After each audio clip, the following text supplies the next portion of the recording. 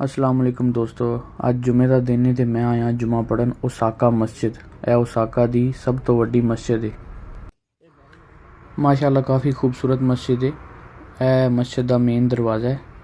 कलमा पाक सामने लिखा होया है तो मस्जिद का नाम जापानी दे विच लिखा होया है। कलमे पाक का तर्जमा भी लिखा होया है जापानी दे विच। 4 मंजिला मस्जिद है तो मस्जिद के थल्ले एक दुकान है। दुकान जिहड़ी वो इंतजामिया के अंडर है तो इसकी कमाई जिहड़ी वो मस्जिद नूं ही जाती है।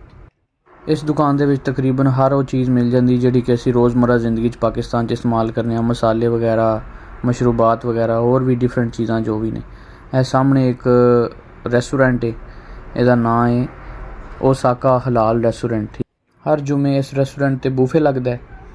अगे तो मैं लैके चलना वा उत्थे पूरा इत्थे यानी कि ना पाकिस्तानियों का डेरा है। इत्थे अक्सर तुसी आओगे तो जदों जिस टाइम भी आओगे तो पाकिस्तानी नज़र आएंगे।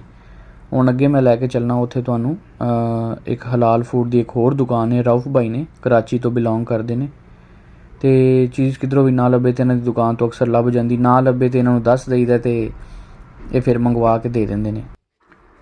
इस दुकान का नाम जे ओसाका हलाल मार्केट सितारा। इन्हां दी दुकान बज़ाहिर है वेखण च बहुत छोटी जी लगती है, लेकिन इन्हां दा पिछे कोई गोदाम है जिथे इन्होंने काफ़ी ज़्यादा समान स्टोर किया हुंदा है। यानी कि दुकान वेख के इंज ही लगता है कि समान बस पूरा ही है, लेकिन इन्होंने कोल पिछे स्टाक च काफ़ी चीज़ां पईयां होंदियां ने। तो जुमे वाले दिन अक्सर लोग दूरों दूरों नमाज़ पढ़न आते हैं ना, तो इस वजह तो लोग पूरे हफ्ते की ना इन्होंने कोल शॉपिंग करके चले जाते हैं। इस वजह तो जुमे वाले दिन ना इन्होंने कोल बहुत ज़्यादा रश होंदा है। तो ए नान पे हुए ने, फ्रीज़ नान, यानी कि ना बस नान बराए नाम कह लो। ए बकरे का गोश्त है। मुख्तलिफ तुसी अगर मतलब बोनलैस लेना चाहते हो, बीफ लेना चाहते हो, हर किस्म का इन्होंने कोल गोश्त मिलता है। जापान दे विच बीफ ते मटन हलाल जिहड़ा है ना वो फ्रैश नहीं मिलता, मतलब फ्रीज्ड ही मिलता है। इस वजह तो लेकिन इत्थे दुकान ते क्या फ़ायदा है कि इन्हां कोल डायरैक्ट स्लाटर हाउस तो फ्रीज्ड गोश्त आंदा है, लेकिन होंदा वो फ्रैश है।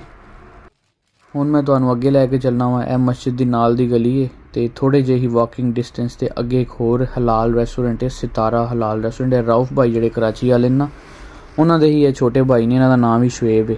तो उन्हां दे रेस्टोरेंट ते भी जुमे वाले दिन बूफे लगता है।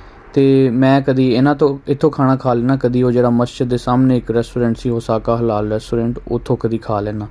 तो अज मैं सितारा रेस्टोरेंट ते आया वां तो इत्थे इन्हां दा बूफे भी बहुत मज़ेदार हुंदा है। ए मेन सड़क ते रेस्टोरेंट। एक चीज़ मैनूं बड़ी अच्छी लगी, इन्होंने माशाअल्लाह पाकिस्तान का झंडा लाया होया है।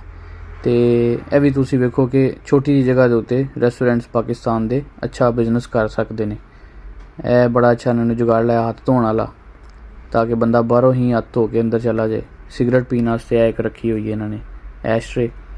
बाहर बैठने वास्ते उन्होंने एक बेंच भी रखा हुआ है। हुण अंदर चलने आ। जनाब आ गया साडा खाना माशाअल्लाह बहुत मज़ेदार होंदा है। पुलाव है, नाल दाल है, नाल थोड़ा जिहा सालन है, नाल सलाद है। तो यह दोबारा असी रीफिल भी करा सकने। तो नाल एंड ते चाह लभदी है। यह सारा बूफे जिहड़ा है 1200 येन का देंदे ने, यानी कि पाकिस्तानी 2400 रुपये दे विच। पाकिस्तानी रेस्टोरेंट सिर्फ पाकिस्तानी ही नहीं आते, बल्कि दूसरी नैशनैलिटी के लोग भी आते हैं। मेरे नाल तुर्किश बैठे ने, जापानियों ने भी यह खाना बहुत पसंद आता है।